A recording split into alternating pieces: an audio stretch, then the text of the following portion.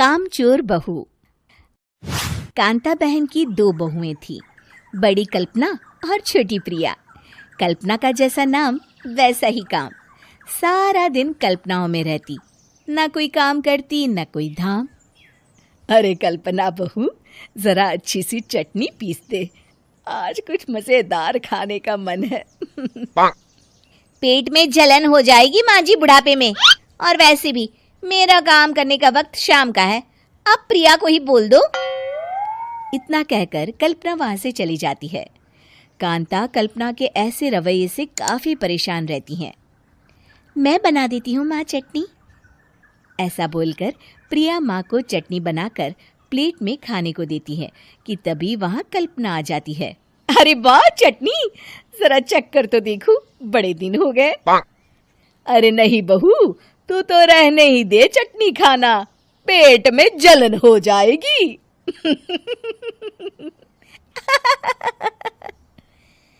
इतना कहकर कांता और प्रिया दोनों हंसने लगते हैं। कल्पना सारा दिन या तो मोबाइल में यूट्यूब देखती या फिर सोती रहती। उसका कमरा भी बिखरा और गंदा रहता। एक दिन कल्पना का पति अशोक उससे कहता है, अरे कल्पना, जानवर भी उस जगह को साफ कर लेता है जहां वो बैठता है, तुम तो इंसान हो, कैसे इतने गंदे कमरे में रह लेती हो? देखो सारा सामान यहाँ वहां बिखरा पड़ा है।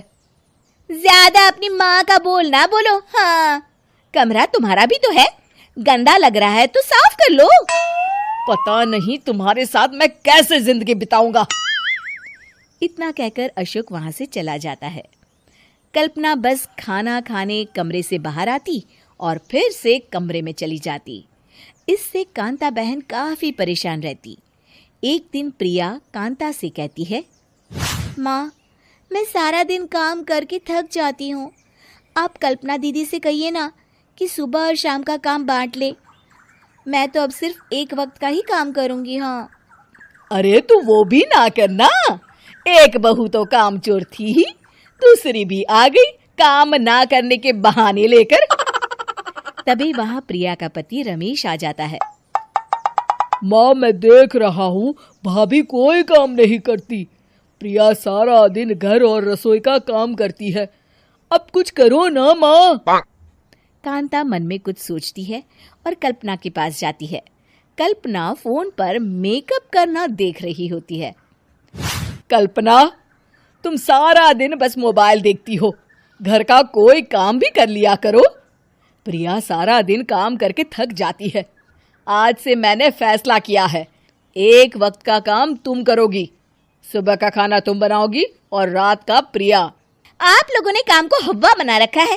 अरे पता नहीं थोड़ा सा ज्यादा काम करने में आप लोग घबरा क्यों जाते हैं। और हाँ, बहुत ज्यादा प्रिया की तारीफ मत करिए मेरे सामने, बड़ी बहू तो मैं ही रहूंगी।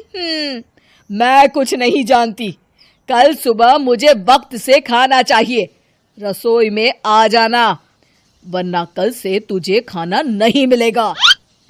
अगली सुबह कल्पना रसोई में नहीं आती है। वो देर से सोकर उठती है और बाहर आकर कहती है, अरे भूख लगी है, आज खाने में क्या है? इतनी देर हो गई, आज किसी ने मुझे उठाया भी नहीं, पता नहीं कहाँ है सब। कल्पना को घर में कोई नहीं दिखता। वो रसोई की तरफ जाती है जहां बड़ा सा ताला लगा होता है। अरे रसोई में ताला? ओ, मैं तो भूल ही गई थी। माँ ने आज से सुबह का खाना मुझे बनाने को कहा था। हे भगवान, इतने लोगों का खाना बनाना क्या आसान है? तभी घर के सारे सदस्य बाहर से वापस आते हैं। वाह माँ जी, मजा आ गया छोले भटूरे खाकर।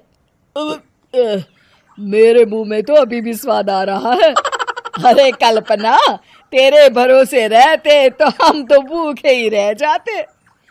कल्पना को बहुत गुस्सा आ जाता है। अब बहुत हो गया, आज से मैं अपनी रसोई अलग कर रही हूँ, मैं अपना खाना खुद बना लिया करूंगी। कल्पना अपनी रसोई अलग कर लेती है, पर आए दिन उसका देर से उठना और काम न करने की आदत से वो भूखी ही रह जाती थी। उसी के सामने घर के लोग अच्छे अच्छे पकवान खाते और कामचोर कल्पना को जैसे तैसे ही खाना बनाकर खाना पड़ता। पर एक दिन तो हद ही हो गई।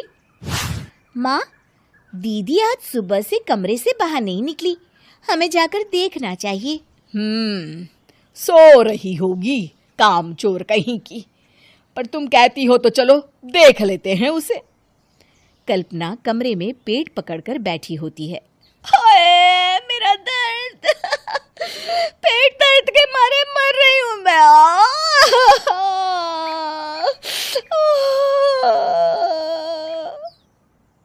अरे दीदी, क्या हुआ? पेट में दर्द क्यों हो रहा है? डॉक्टर को दिखाया आपने? माँ। कल्पना खड़ी होती है और माँ जी के पास आती है।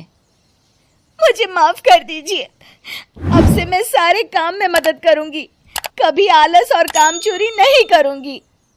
हाँ वो तो ठीक है, लेकिन अचानक क्या हो गया जो तू काम करने को तैयार हो गई? कामचोर कल्पना। माँ, लगातार बासी और उल्टा पुल्टा खाना खाने के कारण मेरे पेट में इन्फेक्शन हो गया है। काम न करना पड़े इसलिए मैं 2 दिन का खाना एक दिन ही बना लेती थी। बासी और खराब खाना खाने के कारण लेने के देने पड़ गए। पेट में दर्द हो रहा है। चलो अच्छा हुआ